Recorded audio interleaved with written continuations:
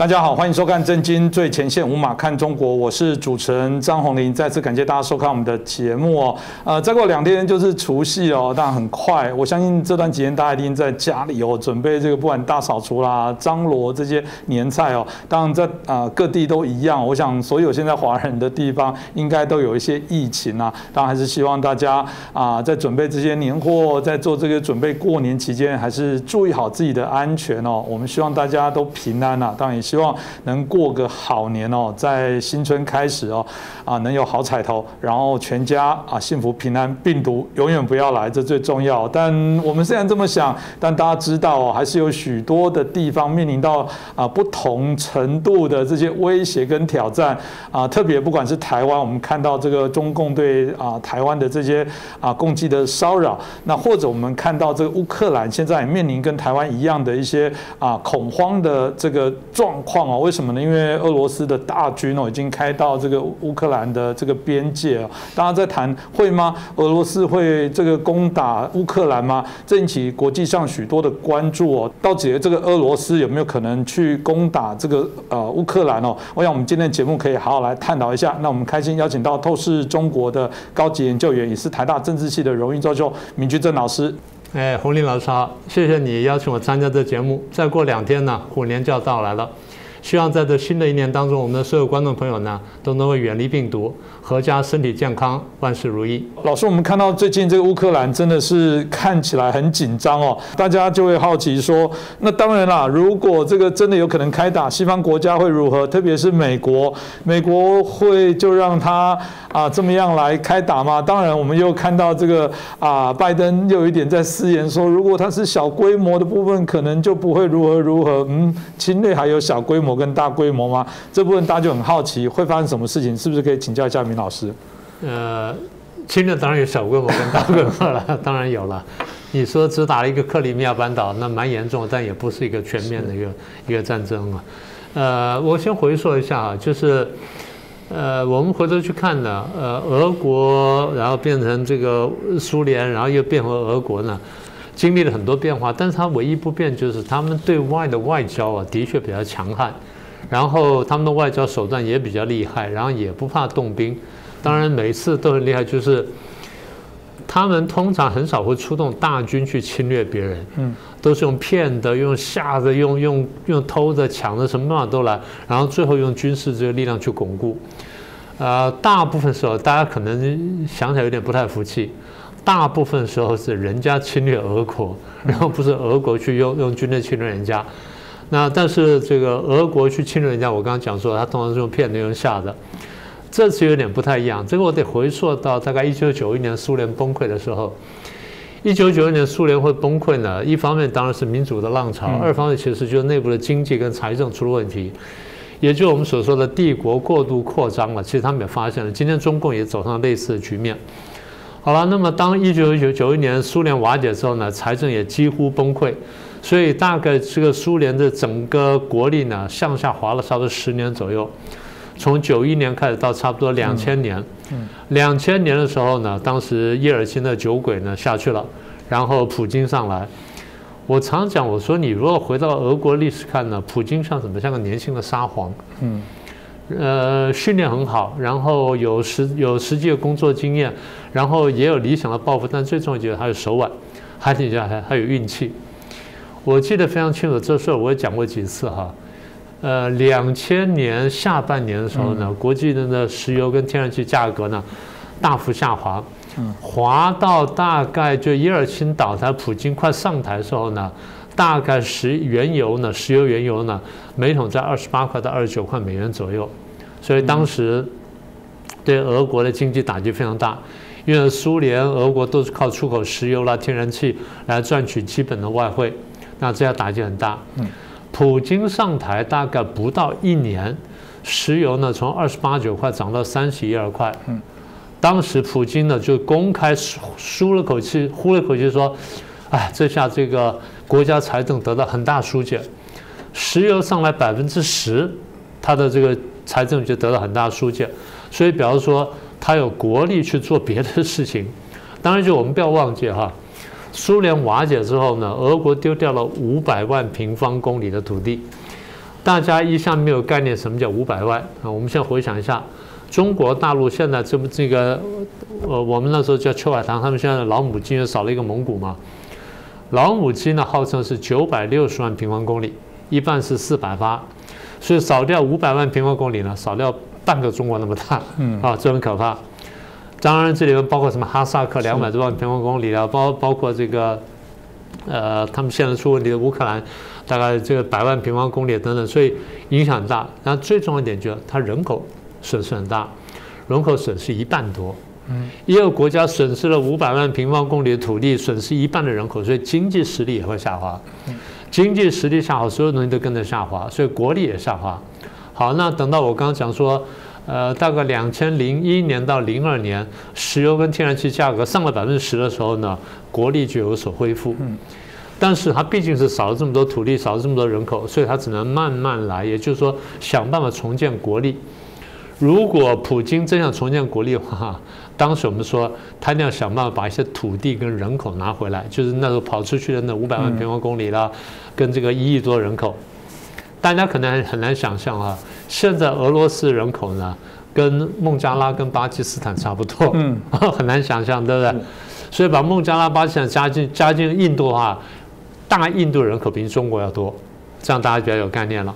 好，所以我们刚刚讲说，2001年到2002年，当普京的财政稍微舒缓之后，他就说：“哎，我现在这个国家财政实力这个开始雄厚了。”所以我们就猜他对外会有大动作。可那个时候，美国也注意到这件事情。历史上呢，美国的这个心态跟外交政策呢，基本上比较跟着英国走。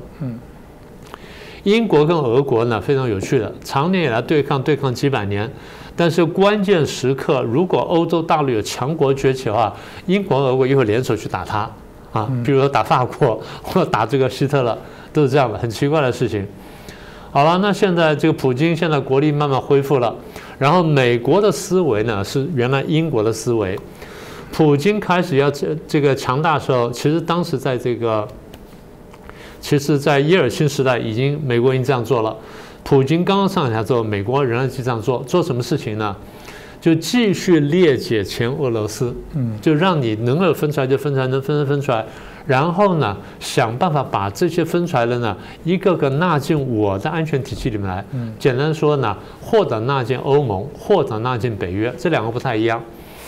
欧盟呢是欧洲国家为主体的政治经济整合的一个主体。北约呢是一个军事同盟，是一个美国主导的军事同盟，所以欧盟比较更像是欧洲主导的，北约更像是美国主导的，一个是政治经济的复合体，一个呢是这个军事的一个同盟，所以两个不太一样。但是呢，当时我们看到就是欧盟也慢慢东扩，也就是把这些原来在苏联的周边国家呢，或者甚至一些加盟共和国呢，一个个吸纳进欧盟里面来，然后有些呢也参加了北约。所以我们简单说就是欧盟东扩跟北约东扩，因为从地理上来看，它们是向东扩张，所以北约或欧盟东扩。从俄国的角度来看，不管是欧盟也好，不管是北约也好，你向东扩张，你就威胁到我，所以他心理上是很不自在的。那么，所以刚才普京刚讲说，普京在这个01年、02年，这个国力慢慢上升之后，他就想说，那这是第一，我要把它挡下来。第二呢，我要把这些国家慢慢拉回来，拉回我的轨道上面来，然后免得他来威胁我。那这样就看到双方的拉锯，最后拉锯呢就停在两个点上面，一个叫乔治亚，一个叫乌克兰。那乔治亚之后，2008年呢，普京去打了一下，结果这下把美国跟欧洲都吓坏了。美国、欧洲立刻就讲说，你要再打的话，那我们就不客气了，所以立刻就派出军队了，派出什么去这个乔治亚周边呢？去这个抵抗，那最后俄国停下来了。我对这件记忆犹新呢，因为那个事情发生在这个北京奥运的时间前后。好，这08年停了几年之后呢，俄国的眼光呢又回到乌克兰，因为乌克兰对于俄国来说是非常重要的一个国家。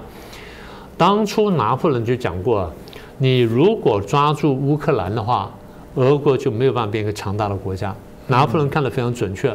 他乌克兰像是俄罗斯两只脚，你抓了他之后，俄罗斯就没有离地跳下来，强大不起来。换句话说，你反过来看，就是乌克兰就是欧美各国要跟俄罗斯竞争的，要抓住一个核心地方，所以乌克兰变成一个重镇。但是乌克兰自己本身的警觉性不太够，然后欧美的警觉性也不太够。当时美国想把乌克兰拉进这北约里面来，因为拉进北约的话，他就可以名正言顺去防卫它。但是德国、英国、法国都不希望这样做，因为他们说这样一做的话呢，固然增加了我们的安全，但是也太得罪俄罗斯了。那反而酿成后面的这个矛盾呢，所以不要。所以从05大概到08年2-3年时间呢，美国当时总统是小布希，跟欧洲这领袖呢闹得非常不愉快，就是为了这件事情。最后没办法，因为这些国家坚决反对，所以乌克兰就没有进来，就没有进北约。等到乔治亚被打的时候呢，当然小布希就非常生气，讲说：“你看你们就这样就没有成功。”结果乌克兰也一直没有进来。当乌克兰没办法进北约的时候，其实给了俄国一个侵略的空间。所以2014年俄国不是就出手了吗？直接最后就把克里米亚半岛拿回来了，然后把乌东地区呢，现在基本也算是割裂了，虽然还没有完全说叫做夺走，但是已经基本渗透的差不多了。所以这些事情呢，使得美国对这个非常警惕，然后担心说俄国现在再起。那么也就是说，欧美跟俄国的这冲突焦点呢，我们刚刚就把它铺陈出来，大概是几个地方。好，那现在回到你刚刚问的问题。也就是今天，如果说乌克兰真的是双方竞争的一个焦点之一的话，如果俄国真的这次去动手又打乌克兰，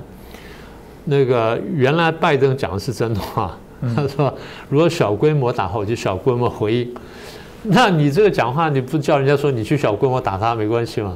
所以乌克兰当然非常生气。那当时我说啊，你这个拜登怎么这样讲话呢？这讲话不是等于开绿灯吗？那果然不错，后来新闻就讲说开绿灯，好了。那现在拜登改口了，拜登说：“那我们要强力回应。”现在我们整理一下哈，如果真的是这个俄国打乌克兰的话呢，那欧美各国要么就军事回应，要不军事回应，好像大有几种制裁的方式。第一个就是他们当时不是对华为有过一个出口管制吗？是，他们可以大概比照华为对俄罗斯进行这种出口管制，这对俄罗斯经济打击非常大。这第一个。第二个对中共还没有用的就是 SWIFT， 就是这个金融交换系统，切断俄罗斯这个能够用 SWIFT，那它跟国际上大部分这些金融交换呢就切断了，这个冲击很大。伊朗就这样子，这经济现在起不来的原因，这是第二个。第三个就是清算美元，让这个俄罗斯呢没办法很容易拿到美元，这第三个。第四个呢，更厉害的就是禁止美国的金融机构去买俄国政府的公债。那你俄国公债呢，少买很多或少卖掉很多呢，对你经济打击很大。第五个是最近德国的总理在讲的，那个肖兹在讲，他说，如果俄国真的打的话，我们不得不考虑停掉这北溪2号的那个天然气的那个管道，这是一个办法。那这2天呢，美国直接讲说，如果你动手的话，不排除直接制裁普京。大家知道，美国跟中共闹了这么多年，美国还没有直接制裁到中共中央政治局以上人，不要说什么习近平啊或江泽民这人，还没到那一步。所以你要直接制裁普京呢，那是很重要一点。不过不管怎么样，我猜就是美国现在第一已经讲了要出兵东欧，然后强化周边的国家。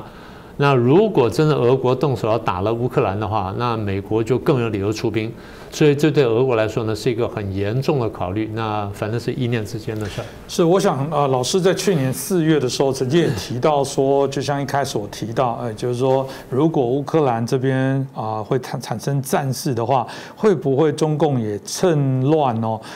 对于台湾也进行攻打？真的如此吗？他们两边会这么有默契的来做这些硬核吗？这部分我想要请教老师，你觉得中共到底会怎么样来看待这样的状况呢？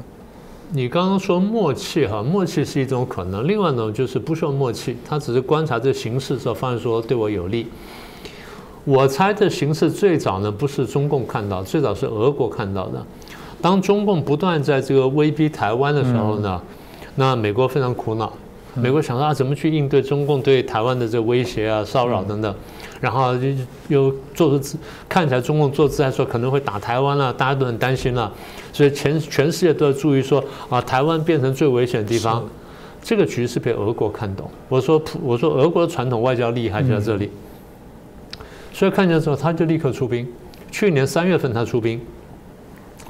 兵到乌东边界，他在那边大演习，然后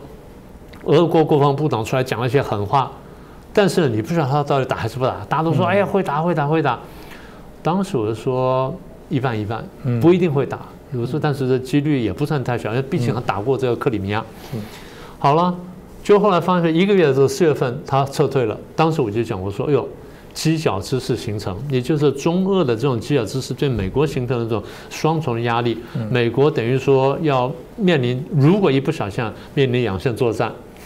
美国认真打当然打得赢，但问题是很可能动到核子武器后，最后变核子大战，最后人类灭绝。所以你看你敢不敢走到那一步，大家就比狠。好，那所以你说中共怎么看这个乌克兰这件事情呢？我觉得这样说应该分几个阶段哈。从最后的阶段来看。中共会希望看见俄国去动乌克兰，是对，因为这样如果动下去的话呢，不管是过程还是动下去是成功了，这结果对中共是有利的。因为刚讲的犄角之势，如果说俄国真的动了乌克兰，那地方俄国进兵乌克兰了，它对其他国家就形成威胁，所以美国就会注意到这里。当美国花一些功夫或一些力气去注意乌克兰的时候呢，或注意俄国的时候呢，他们对中国对这个台湾的部分呢就比较放松。所以对中国来说，最后希望看见这个情况，也就是一旦这个现象出现的话，我们去年讲的犄角之势呢是会被强化的。而这个犄角之势强化之后，对中共是有利的。好，那我们再往下推。如果俄国打了乌克兰的话，那欧洲跟俄国的关系一定变坏。不管现在他们的经贸关系好或坏到什么程度，不管它的天然气跟石油对俄国依赖到什么程度，关系会变坏。就是我还会买一些天然气，还会买一些石油。各位注意看，这2天呢，国际已经有新闻出来，美国正在全球调度天然气，希望说能够舒缓欧洲的天然气的这个短缺。从而减少欧洲各国对俄国天然气跟石油的依赖，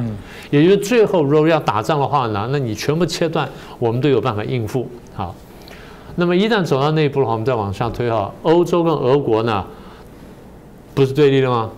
欧洲跟俄国这时候呢，因为要加强彼此的这个实力，可能都会来拉拢中共，对中共的外交是有利的。中共外交现在不是半孤立状态吗？所以这样呢，对他外交来说是有利的。好，但是不是说这样就最后就打了？因为俄国打跟不打呢，还有几个考虑，我们等会再说。现在看起来就是俄国要考虑说，美国到底会怎么反应？美国如果打了乌克兰，美国会很强的反应呢，还是会很弱的反应？如果很强的反应的话，那刚刚那些不利的事情对我俄国都会出现，所以我可能不会想做。但如果美国反应比较弱，像比如说阿富汗撤军，这么大一件事情，你搞了这么大个纰漏，这么大个乌龙出来，那表示说你们会犯错，我就可以吃你的错，也就是吃柿子捏软的。所以，俄国要不要打乌克兰？俄国在猜说美国会怎么反应。当然还有另外考量，我们等会儿再说。美国若反应很强的话，那么一方面俄国会收手，另外一方面就是中共也会收手。中共想说，哦。美国玩真的，美国真的会这样干，所以如果这样的话呢，中共大概就不太敢动台湾，美国也就怕说那边真的打，那边就乌克兰那边真的打起来。我们不是讲说美国要嚇阻亚洲爆发战争吗？美国现在正在做的事儿，我相信大家都注意到了。美国最近派了3艘重航母，2艘2.7公斤就轻航母，5艘航母在亚洲，这过去是没看过的。从来没看过，台海危机过去最严重的美国不过是2到3艘重航母，现在加2艘轻航母，这非常罕见。换句话说，嚇阻中共这个染指台湾，那这是美国现在做法。所以中共现在看在眼里，就是说我都还没动台湾，你在那边可能要打仗，你就把5艘航空母舰摆在这里来，所以我到底能不能动呢？我得仔细想想。老实说，中国航母绝对不是美国航母对手哈，这是第一个。第二，但如果说美国反应太弱的话，就是乌克兰那边美国反应太弱的话，中共打台湾的机会真的就会大增。打呢有大打跟小打两种啦，所以这个我们后面再看。是，我想如果照老师所提到的部分，我想大家进一步就会很好奇，因为从中国在看这个俄罗斯跟乌克兰之间会不会产生这些战争？那我们刚刚提到，这既然是一个联动的关联，大家就很好奇说，那俄罗斯又会怎么看待？真的吗？他真的会很期待中共真的就武力犯台吗？这东西对他来讲是有利吗？很有趣啊，因为老师他提这个，我就去想起说，早期为什么中共可以崛起？中国崛起当然就是因为美国假想敌把苏联排第一啊，后来又改变了这个序位之后就改变。我觉得他们两国搞不好互相在踢皮球。老师，这个怎么回事？当然有可能。我再回到刚刚讲是基本条件哈。俄罗斯现在作为一个世界大国，条件是不太够的。虽然它面积是世界第一位，但它的我刚刚讲，第一，它的人口太少；第二，它经济现在还没有完全恢复，它实力是不够的。所以对俄罗斯来说，现在最好的情况就是美中对抗。美中对抗对我来说是一个最佳状态，因为我有时间慢慢发展，这第一个。第二呢，我会变快乐第三人，你们两边都会拉拢我，都讨好我，然后我厉害，我会左右逢源。现在俄罗斯正在做这件事情，所以回过头来说，如果俄国真的打了乌克兰的话，那美国非制裁不可。刚刚讲的6个制裁，不要说全部用1、2个，俄国就受不了了。然后欧洲会跟进制裁，俄国也受不了。那么，所以美国、欧洲都制裁俄国，下一步就是美欧会再大团结。美欧大团结对俄国来说也不是件好事情。所以这个时候，如果俄国真的打乌克兰打到一定程度的话，那俄国就外交孤立了，这个是我们看得见的。所以一旦俄国外交孤立的话，那么美中对抗的情势固然在，但是呢，美俄对抗的态势也形成，俄国作为快乐第三人空间就大幅缩小。而且最后一点就是，如果俄国真的打了乌克兰的话，其实他是掩护中共在打台湾。他要不要做这事情，他还得好好想一下。这蛮重要的。如果我这样子来讲，我就很好奇，就问到更深入一点问题。那所以老师听完，大家也许就一头很好奇，脑中很多的问号。所以到底觉得俄罗斯会很赞成中共统一台湾吗？也就是说，俄罗斯愿不愿意看见中国打台湾？对，愿不愿意看到？是，好，这个是很好的问题。我们刚刚前面讲，我们说俄罗斯因为现在实力不够，经济、人口啊，什么各方面实力还不够，所以对他来说，最佳状态就是美中对抗，而且美中对抗呢长期化，然后势均力敌，这样的话我才能左右摇摆。所以就是，如果美中对抗的时候，中方弱的话，我俄国去帮一下中方。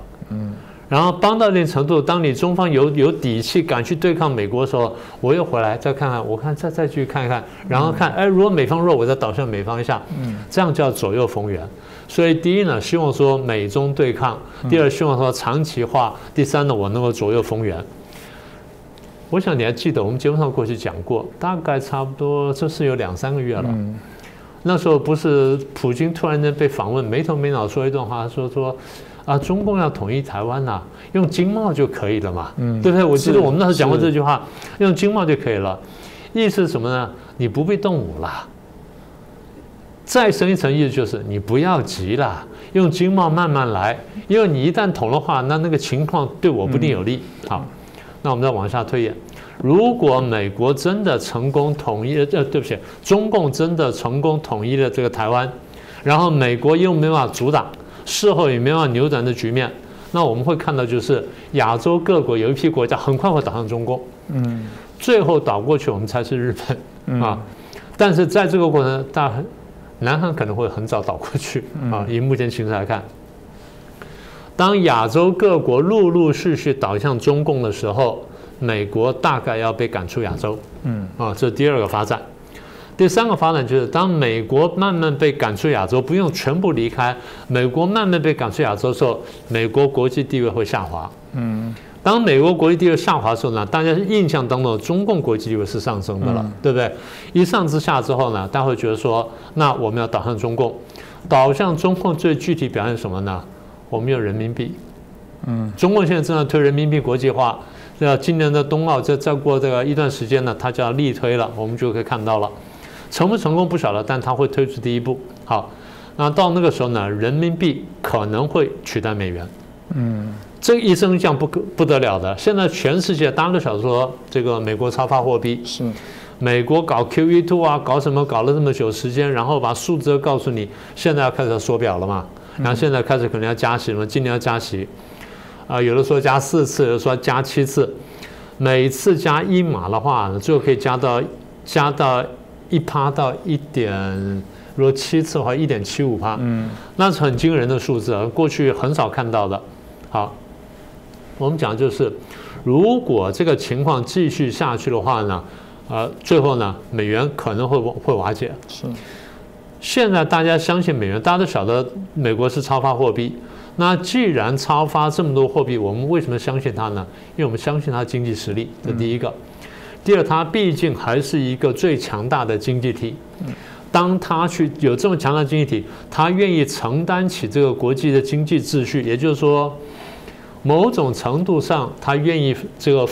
高负债。然后支撑，等于是间接的支撑大家经济的发展的话，那么它等于提供了公共财。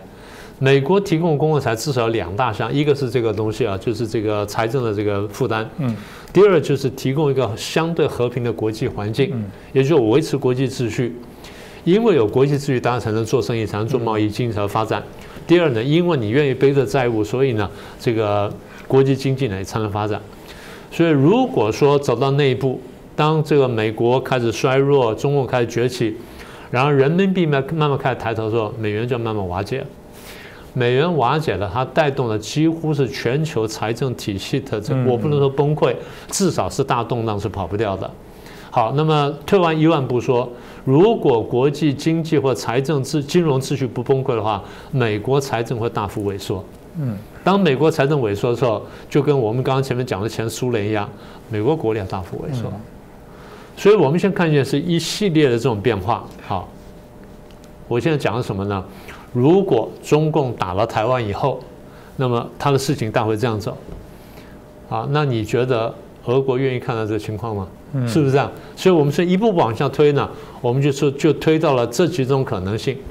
我再说一次，我不是说100%会发生，但是按照我们现在对国际政治经济的理解，大概这个走势呢是这么来的。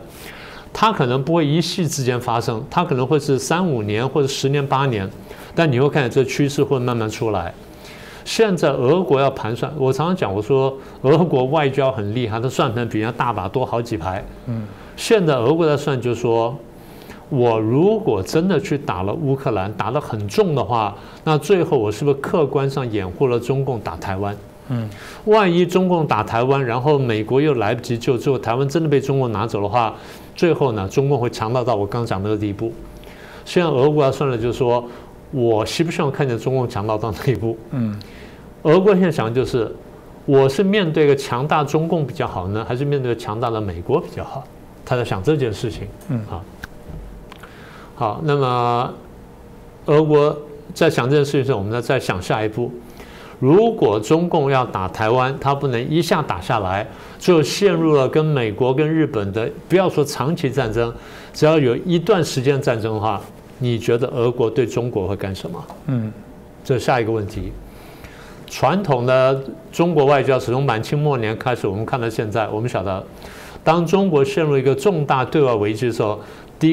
一个动作，俄国动作就是来侵略中国。我不管是拿东北也好，拿西北也好，拿蒙古也好，反正我就要进来。大家说啊，怎么可能？中俄现在什么背靠背？你别开玩笑了，俄国从来没有跟你背靠背过。背靠背是你中国人自己想的，自己在那边吹牛，在那边行夜路吹口哨。俄国随时在想说，我如何扩大我利益。大家不要以为我们在开玩笑。1970年代末期，当时邓小平呢要去打这个越南的时候，他在想的事情就是，我们有小打、中打跟大打3种。小打就是我打进越南，然后打一下，然后双方收兵，我打漂亮然后收兵，这叫小打。中打就是我打进去的时候呢，打一段时间，然后呢，这个双方缠斗，这个大概这个甚至到几年的时间，但是呢，最后呢，我还是平安回来了，叫中打。什么叫大打呢？我南边呢跟越南打，北边呢跟俄罗斯在打，跟苏联在打，这叫大打。所以当时连邓小平的时候都在计算这件事情。你觉得今天中国不算这东西吗？这不是我们讲的锦囊三策吗？所以我那说什么呢？如果中共跟美日打起来了，那么俄罗斯很可能会出兵打中共，这是中共必须考量的。所以推到最后，我就说，我不是说这些事情都一定发生，我现在只在往下推演说，如果俄国进攻乌克兰的话，那么他得考虑这些后果。所以结论就是，如果俄国想清楚的话，大概不会真的进攻乌克兰，也不会真的大打乌克兰，最多小打一下、骚扰一下，对他来说比较有利。当然，讲到这个意思，我就说，我不排除政治人物可能犯错，可能会判断错误。是，我想有人也的确也说过了，就俄罗斯聪明一直都是一个非常稍微很厉害去盘算哦，去各自得到最有利，有点狡猾，所以从某些部分，老师刚刚讲用骗的、用拐的，也许他也是借由这一次想要来得到一些东西，那就看中国笨不笨，会去接手，变成是这个事主，变成这个领头的部分。所以过往我们当然都谈美中台的关系哦，现在看起来这个美中俄的关系，或者加乌加台哦，这个国际上的这些多边相互的一些关联哦，我想还真的是非常的复杂。但喜欢国际政治的人可能会觉得很精彩，因为刚好生逢在这个过程，当然我们都不希望发生战争啊，但也可以看到国际外交上面，在政治军事上面这些角力哦，我想也值得我们持续好好来做一些关注哦。今天再次感谢闵娟正老师哦，带来这么精彩的一些分析。当然，如果你喜欢我们的节目，欢迎您帮我们这个按赞，帮我们转传分享，也欢迎大家如果有任何的对我们的节目的一些建议，或者对今天这些议题有任何的一些想法，当然都欢迎在我们的留言区可以留言哦。我们觉得这一个平台当然是属于大家的，一起可以来做一些交流。再次感谢闵居正老师，谢谢，也感谢大家的收看。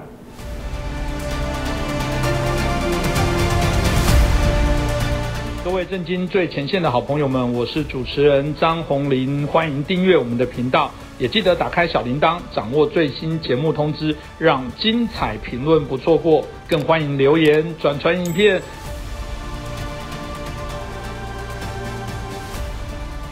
大家好，欢迎收看《震惊最前线》，无马看中国，我是主持人张宏林。再次感谢大家收看我们的节目，先祝大家新年平安快乐哦！当然，在过年时节哦，大家开始在准备这些各种年节的事情，还是注意一下防疫的安全哦。特别不管在哪个国家目前这些疫情还是一样升温哦。大家还是要照顾好自己的健康，也照顾好身边的人哦。那当然我们在谈到了中国最近的这个议题里面，很重要的部分是除了我们看到这个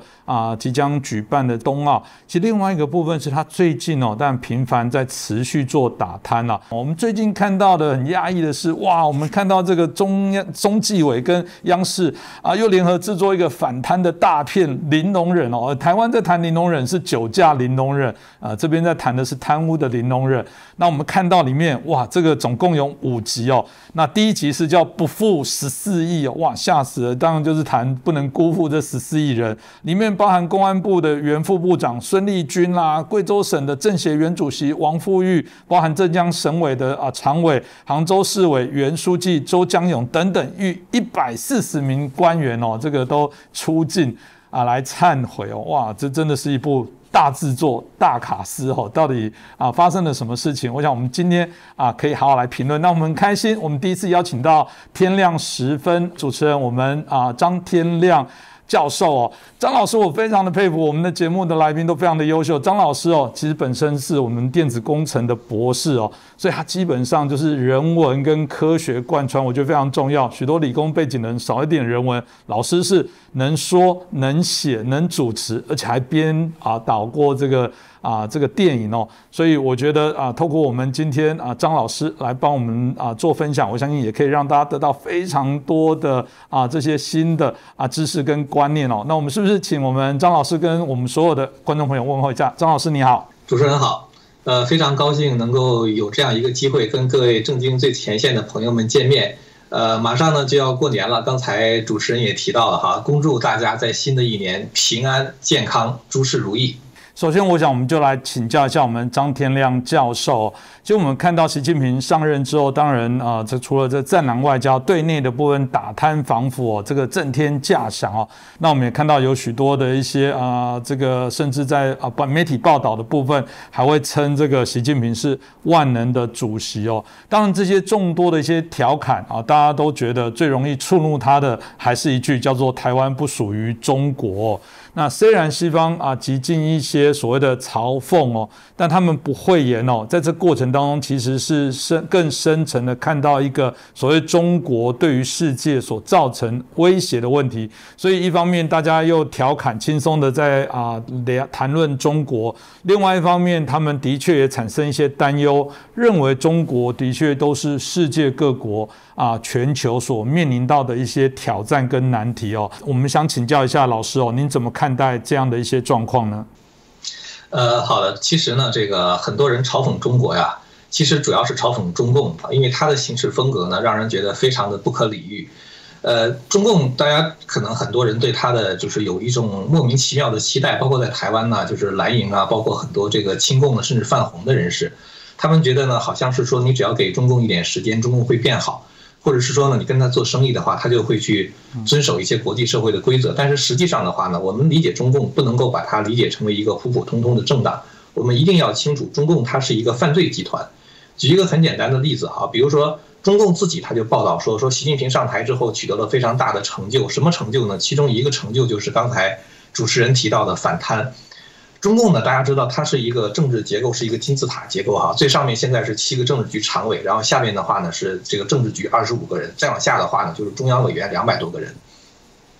那么这个习近平就讲，他说在这个18大的时候呢，习近平上台之后，光中央委员就大概清理了将近10%的人，就中央委员跟中央候补委员，其中有10%以上的人的话是属于贪腐分子。这个并不是我们的数据，而是中共自己的数据，等于他们就是被这样清除出党。刚才主持人也提到的，其实中共本身它各级这个官员的话，大大小小的话，他都是贪污犯，因为他如果不贪污的话，他很难在这个体制之内生存。就是大家都很贪污，但是呢，如果你很清廉的话，你就变成了体制中的一个艺术大家都去唱歌去 K 歌大家都去这个就是黄赌毒包二奶什么之类的。如果你不跟他们同流合污的话，大家会觉得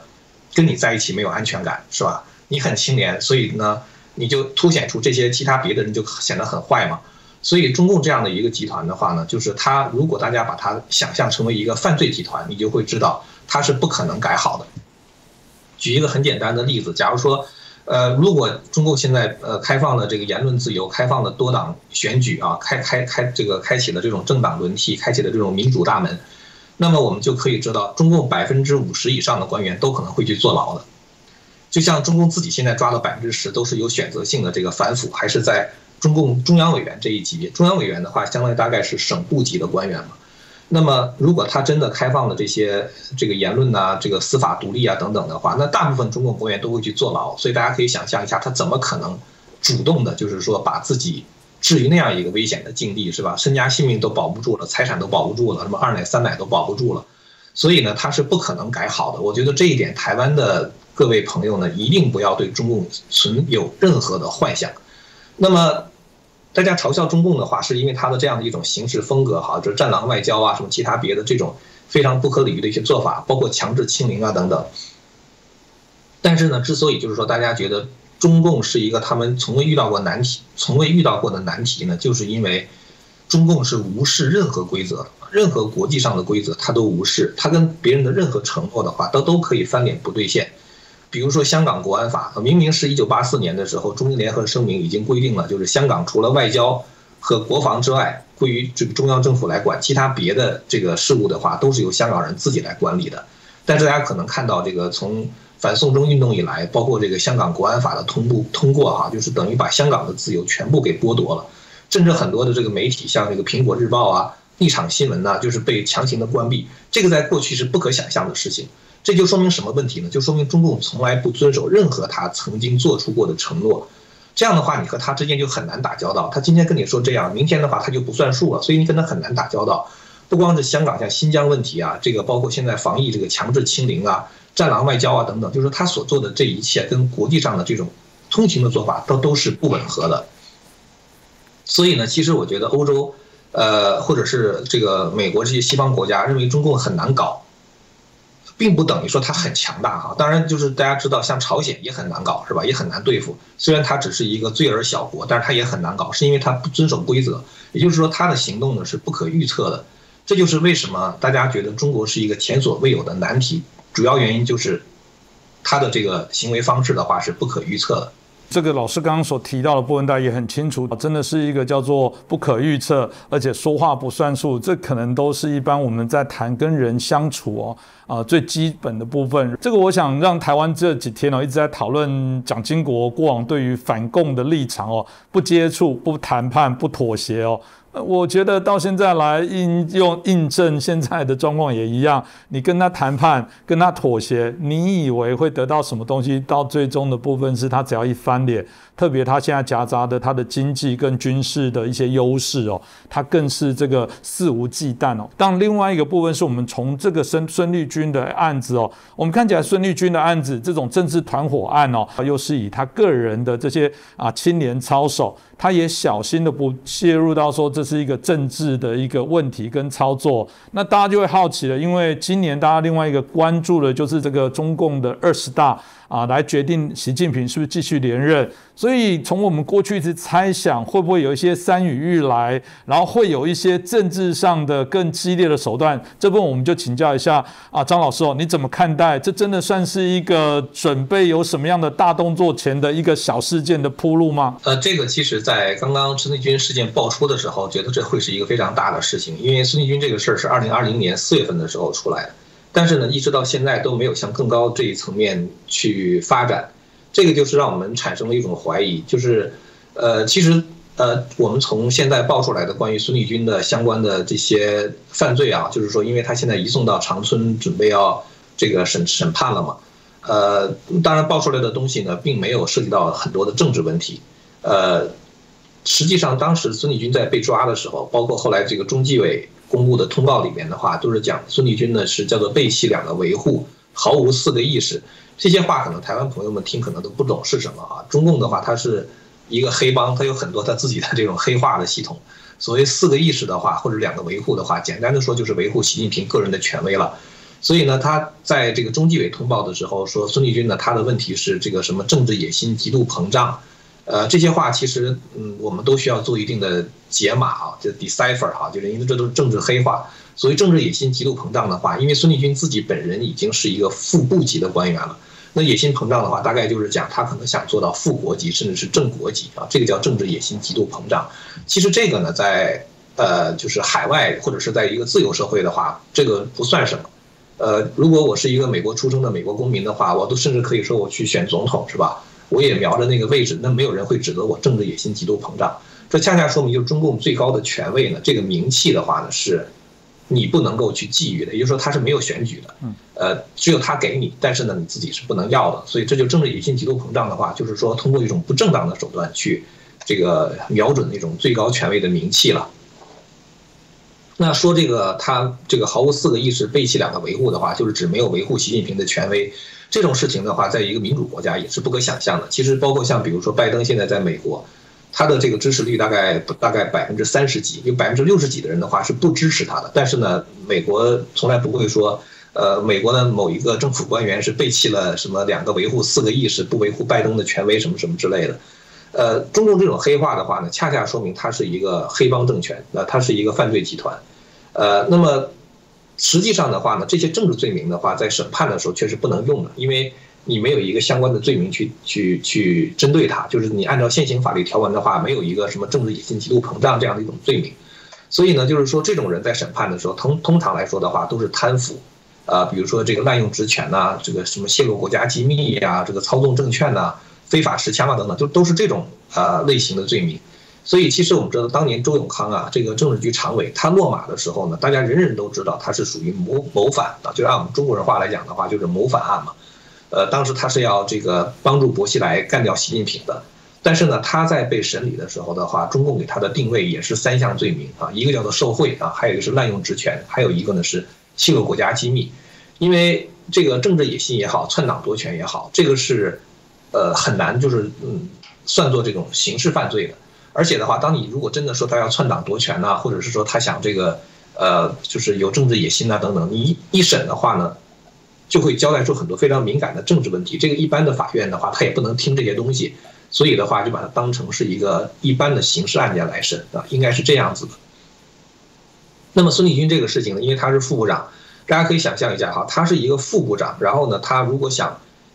眼睛盯着这个副国级政治局委员啊这个级别，或者国务院副总理这个级别的官位，甚至盯着正国级这个官位，就政治局常委啊，或者是什么国家主席啊、人大常委会委员长啊什么之类的，盯着这些官位的话呢，他靠他自己本人的这种能力的话是不可能的，他必须得上面有人才行，也就是说必须得上面有人去提拔他、重用他，同时的话呢，帮助他建立一套自己的班底。这种情况下，就是说，在中共看来的话，就是叫团团伙伙啊，就是你搞了一个小团伙，然后坏了这个他的大规矩啊，这是中共抓孙立军的一个主要的原因。但是我们看到现在有一个非常奇怪的现象，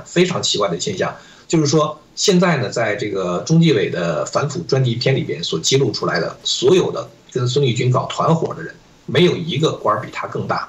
都是什么上海市的副市长啊，什么哪一个甘肃省委的副书记啊，什么之类的，都是属于副省部级官员。那孙立军自己也是，他是这个一个副部级的官员。那你和这些副省级的官员的话搞团伙的话是没有意义的，因为他跟你平级，他不能提拔你。他们还靠你的提拔呢，对吧？你看他整个那个讲孙立军是怎么帮他们搞定，让他们去做副省长的什么之类的，实际上他们还靠着孙立军。那么孙立军上面到底是谁，到现在根本就没有揭示出来。那么孙立军作为一个副部级的话，那么他的上一级的话一定是一个副国级的官员，就政治局委员，比如说政法委书记，那有可能是孟建柱，是吧？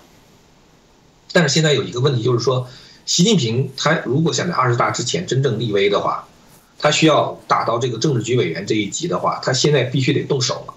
如果你再不动手的话，就来不及了。因为中共每次他打掉了一个就是团伙之后呢，他会空出来很多的人，他得把自己的人填进去。完了之后的话，还要有各方的利益平衡。最后的话，等到这个20大之前的话，等各方就是等于分赃已经分完了之后的话，他们才可以召开20大。就是中共召开20大，并不是利用20大来决定谁坐什么位置，而是在召开之前已经把这个事情定下来了，就是已经大家事先商量好了，开会只是走一个形式。整个之前的这段博弈的话，至少也需要几个月的时间。所以我就说呢，如果在今年4月份、5月份还没有政治局委员落马的话，就说明习近平的反腐遇到了极大的问题，他的20大连任之路的话也会非常的坎坷。所以这个我觉得是一个非常值得关注的，一个非常值得观察的一个点。就我刚刚我们张天亮教授所提到的这个部分，大概的确是一个大家可以关注的一些重点，就是说到20大之前，到底它有多少的障碍来做一些排除。当然也可以说没有事就代表它早就都已经铺陈好，但目前看起来好像又不是如此哦，因为我们看到除了我们前面提到的这部这个零容忍的这些相关的剧作以外我们看到中纪委在第9届第6次全会里面习近平在说话里面也谈到历史周期率的一个问题大体谈到的是一个系统性，可能到一段时间什么样的问题，大家要重新来做一些检视思考。其中我觉得看到是最早这个中纪委事实上有一篇文章，他这边谈到党在革命性锻造中的更加坚强什么又是锻造又是坚强，其实里面的内文提到许多对于他们现在党内的危机，所以这部分是不是可以请教一下老师，特别是在20大之前，是不是有可能这个问题是更加清晰的浮现了呢？对，其实中国现在内政外交都存在很多的问题。现在中国的经济，我觉得没有什么太多的好消息了。前段时间中共自己召开经济会议的时候，就讲说中共现在内需不足嘛。然后的话呢，还有一个非常大的问题就是这个预期减弱。所谓预期减弱的话，就是说大家对这个经济未来发展不看好，所以中共现在它又银行要降准要降息但是呢，市场反应非常的冷淡一般来讲，像美国的话，如果一降准或者降息的话，释放这个流动性到这个金融体系里边的话，你会看到股市会